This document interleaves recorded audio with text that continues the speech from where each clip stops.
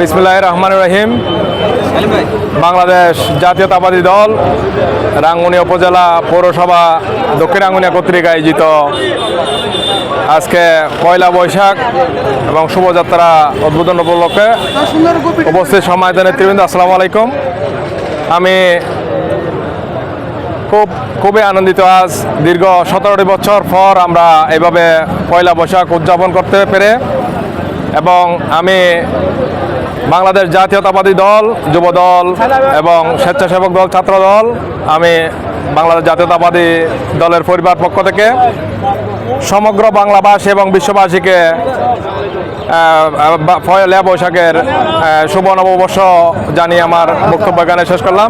ধন্যবাদ।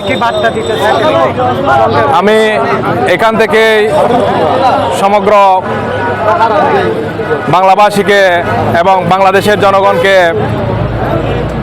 একটাই বার্তা দিতে চাই, যেটা বাংলাদেশের ভারপ্রাপ্ত চেয়ারম্যান, আমাদের ভারপ্রাপ্ত চেয়ারম্যান যে 31 দফা পেশ করেছেন,